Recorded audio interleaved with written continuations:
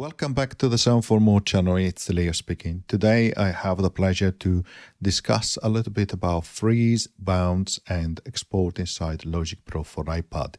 Before I continue, I would like to remind my viewers to subscribe as it helps with growing the channel. Thank you very much. Okay, click on Create Project and select Tracks. Okay, perfect. Let's select a MIDI software instrument, and we have created a new track based on a MIDI on a software instrument. Now let's record something. Let's enable the metronome, the play surface, and let's record something.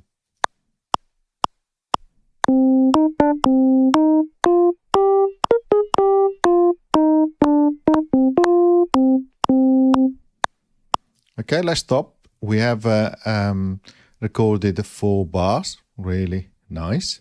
Okay. Now, as the project complexity grows through adding additional tracks, so let's say that we duplicate that by 3 times, and then we copy this region like so 3 times.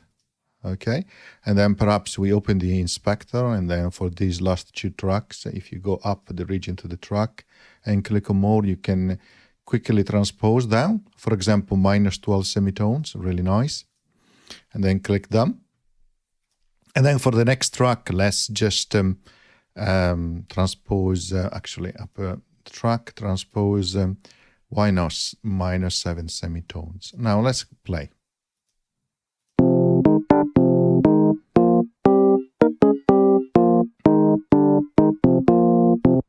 So as your complexity grows and you have more tracks, you will find that your iOS device will start to struggle depending on how old your device is and what type of CPU it has on board.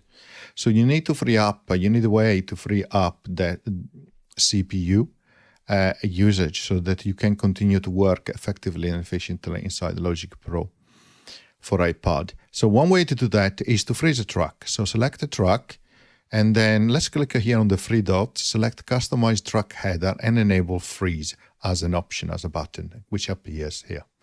Now let's click on Freeze. What that does, it will freeze this track. It will effectively bounce it to a file with, of course, effects as an option, but I'll come back to that in a moment.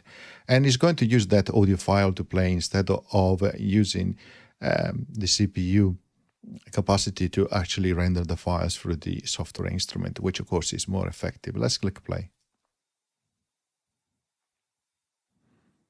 Okay, as you saw, it gave a dialogue showing that it was freezing. Let's click play again.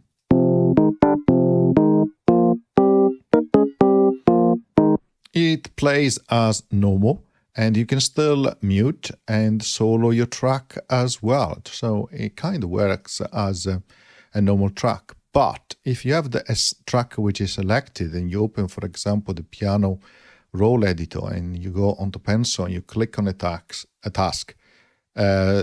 click on a step on the piano roll, you will find that it will give you this message where it will ask you to unfreeze the track if you want to edit it. Okay, so we'll remove that bounce file, but let's select cancel. Additionally, you have some options as you move, for example, to the inspector. Let's move to another track.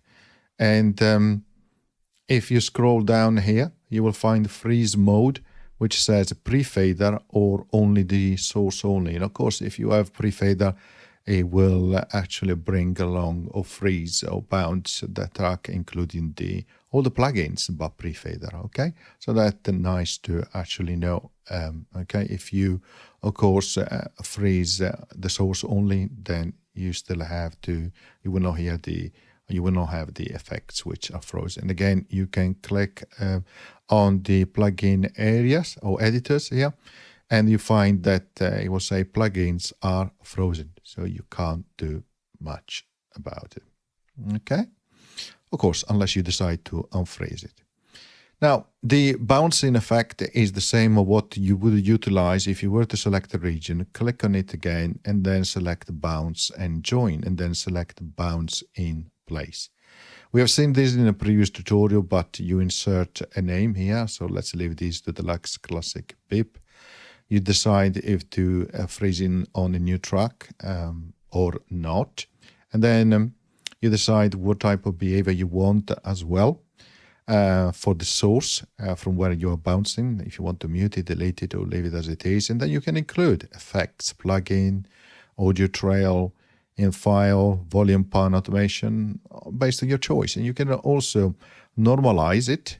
So you can have it on and off, and if you have it on, you can also prevent overload. Now I'll leave it normalization off, so it will be just as listening again to the same track, but of course it's being bounced to an audio file. You can see the original region here is muted, and here below is the new region on a new track, which of course will sound like the same. So click on solo and play.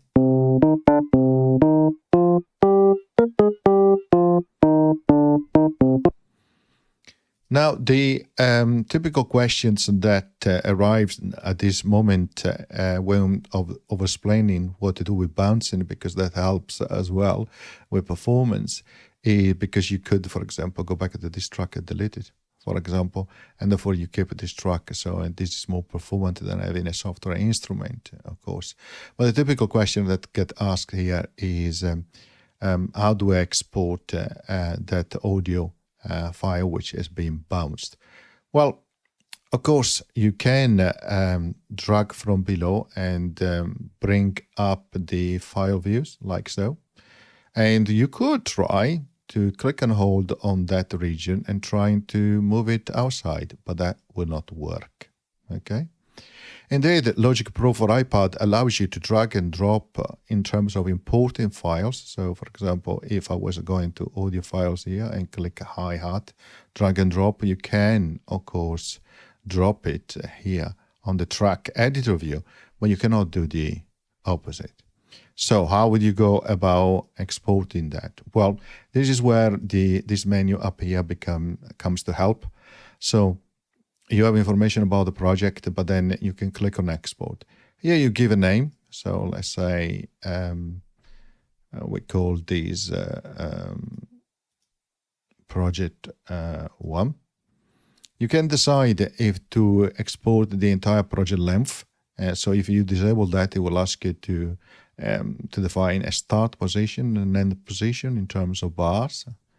And it will ask you if you want to have a file uncompressed or zipped up, okay? And then it gives you this option to export all tracks as individual audio files. Now, if I enable that, great, it's there. But if I say don't export the entire project length, but I want only a portion, it will remove the ability to export all tracks as individual files, which is quite interesting. Anyway, click on the processing details. Here is where you have you can include the audio tail. You can normalize the track again and protect it from overloading it. You can include the effects plugin and volume pan automation. Okay, and of course you have also some differences between the exporting all tracks as individual files or not, which you can see here. Okay, so in this way, for example, you then have into automation for individual files. Okay, so let's click share to show you how this works. Okay, it will effectively render all the tracks, almost play them and then bounce them to audio files. You click on save the files and then let's export it somewhere like this place and this folder and click save.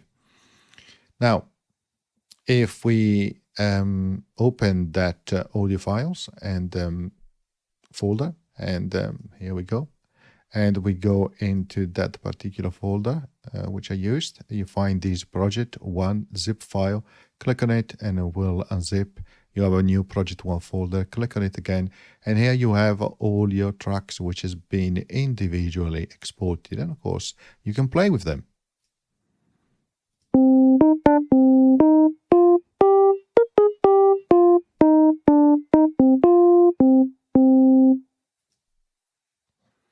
And this is how you export files or project with individual tracks. This is how you need to go about it. Please also notice that the first track was frozen, but you still had your export for your first track, which is okay. Okay, I'm going to stop here. I hope you found this tutorial useful. Now you know how to reduce the load on your CPU by freezing, and also you can do bouncing of your tracks, which I'm sure will help if you have an older device, particularly a device without an M1 or an M2 chip. Thank you. See you next time. Bye.